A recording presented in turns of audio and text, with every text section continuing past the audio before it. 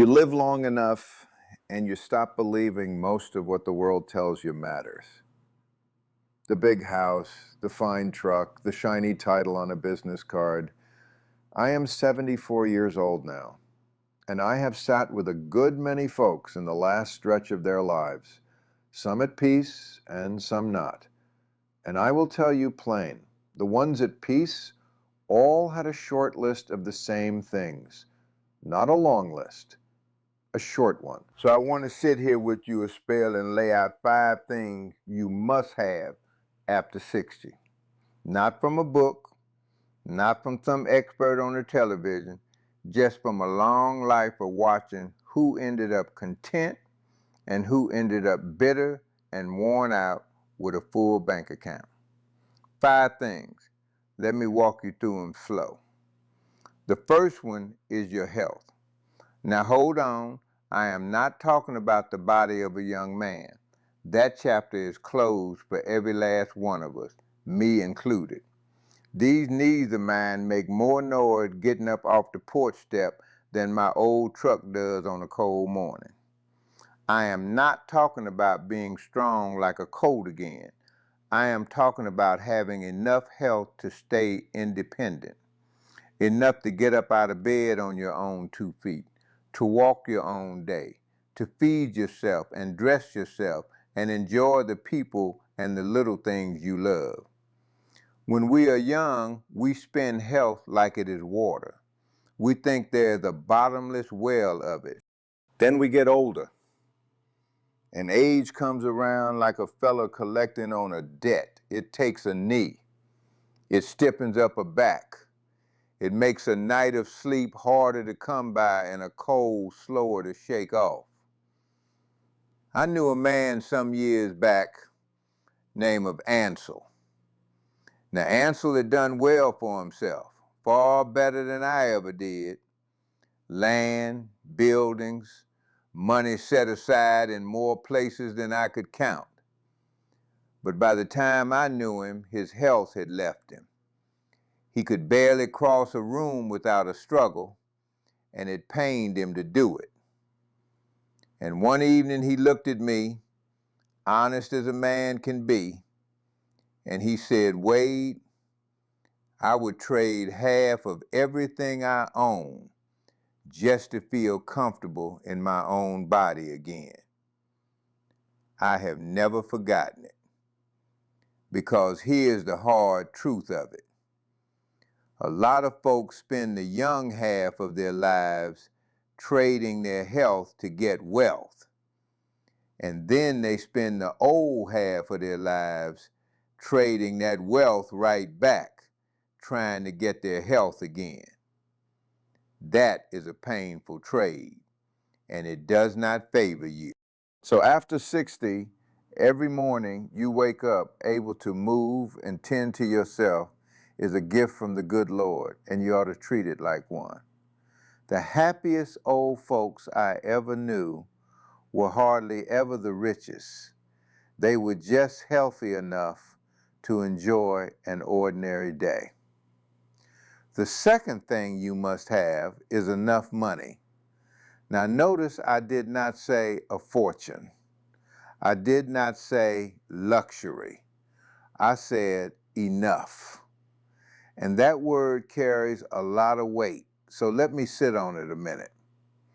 For the fella who is always chasing more, the target never stops moving. He gets to the number he wanted, and the moment he arrives, the number moves out further. Peace is always sitting just past the next hill for that man, and he never gets over that hill. Not really. There's always another one. I have watched folks retire on modest little savings and live at peace, as calm as a pond at dawn. And I have watched folks with a great deal more than that worry themselves sick every single day about losing it. And the difference was never the size of the account. It was the man's relationship with the money. After 60, money is not about showing off. It is about security and options. Plain as that. It means a doctor bill or a leak in the roof or some sudden trouble is an inconvenience instead of a disaster. The folks I watched suffer the least in hard times were not the wealthiest ones. They were the prepared ones. They had enough, and enough was plenty. I will take financial peace over financial status any day of the week. One of them gives you a good night's sleep.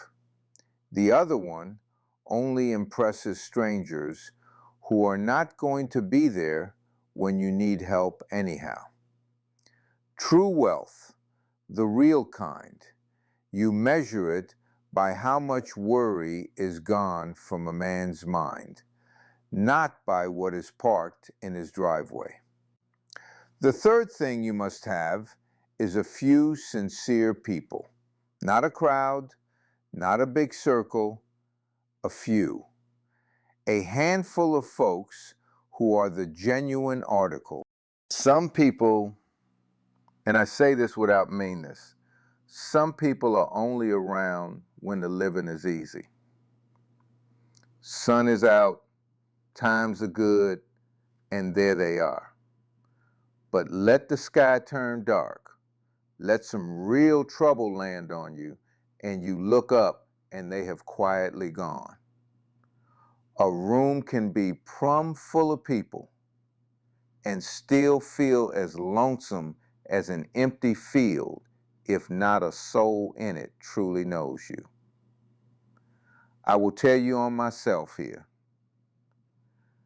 There was a stretch of my life, back when things looked good on the outside, when I was surrounded by folks, acquaintances, hands to shake, people who knew my name. And then a hard season came for me, one of the hardest. And I want you to know that most of those voices just faded right off, went quiet. And that silence taught me a lesson I have never let go of.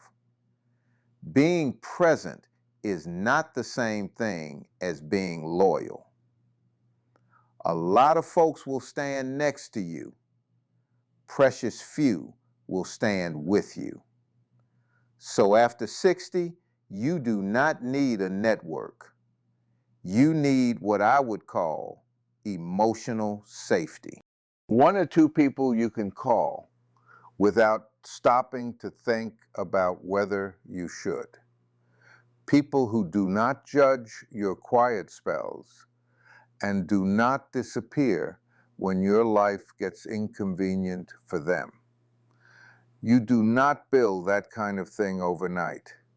You build it slow, over years, like a good fence, one post at a time.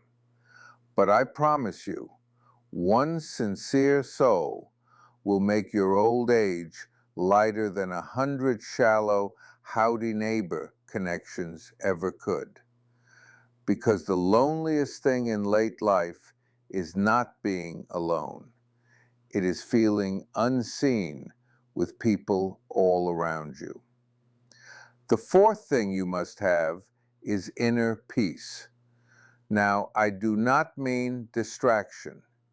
I am not talking about the kind of noise a man uses to fill up the hours so he does not have to sit with himself. The television going all day, some hobby he does not even care for, anything to keep from being quiet.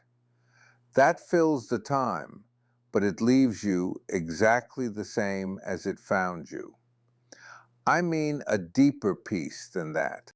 The kind that holds steady even when life is not perfect, which is to say, always.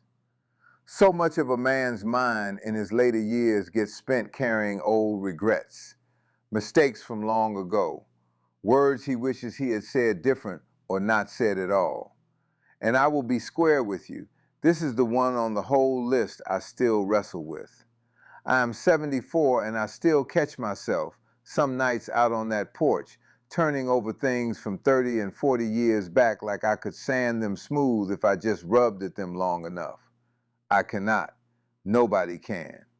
The past does not change one bit because we go back and visit it, and the future does not get 1 ounce better because we sit and worry it to death. Peace starts the day you quit arguing with what cannot be changed. It grows when you forgive folks, and I do not mean because they earned it. Half the time they did not. You forgive them because you are tired of hauling the resentment around, and it is heavy, and it is your back that is bent under it, not theirs. And that peace gets stronger still when you finally accept that life is imperfect by its very nature. It was never going to be otherwise.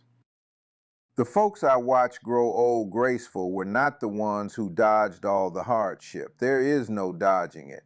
They were the ones who quit letting the old hardship boss around their present day life. There's a quiet kind of freedom in learning to let a thing go. I am still learning it myself. The fifth thing you must have is the right to still shape your own life. There's a fine old word for this: agency. It means the ability to make your own decisions, to choose how you spend your days, to keep a sense of where you are headed, to still be the one steering, even if you are steering slow. And here is the sad part. After 60, a whole lot of folks give this up without ever noticing it slip away. They start living entirely by the routine, or by what everybody else expects, or by decisions other people made for them. Sometimes it happens through failing health, sometimes through family stepping in, sometimes just through plain old habit, and it creeps. I have known old folks who were doing fine in every way you could measure it: body holding up, money in order, people around them, and yet they felt small and diminished because they no longer had much say in their own lives. Everything got decided for them. Even their own likings got swapped for whatever was convenient for somebody else, and a light in them goes dim. Now, it does not have to be some grand dramatic independence. It is smaller than that and closer to home. It is choosing your own morning, choosing to take a walk instead of sitting inside, choosing what you read and when you rest, and who you spend your good hours with, and honestly, who you do not.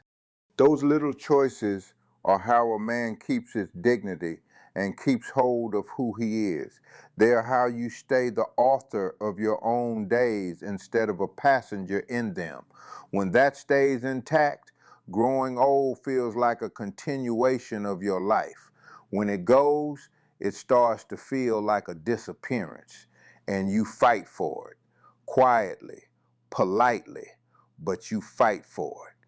So there they are, the five: your health, enough money, a few sincere people, inner peace, and the right to still shape your own life. I want to be humble about this because I have not got it all figured out. And I told you honest that a couple of these still give me trouble. But I have lived long enough to know these five are not luxuries. They are foundations. They are the posts the whole porch sits on. And I have watched it plain as day. When even one of them goes missing, life after 60 gets noticeably harder to carry. Get you as many of these as the good Lord allows, and tend them like you would tend good ground. Now, before you go on about your day, let me say this. If you found some comfort sitting here with me a while, go on and watch another one of these. I have got more of them, and I would be glad for the company. Go on and subscribe so you can find your way back to this old porch. And if that is asking too much, well, just leave a like on your way out and know I am grateful you stopped by at all. You take care of yourself now. I mean that.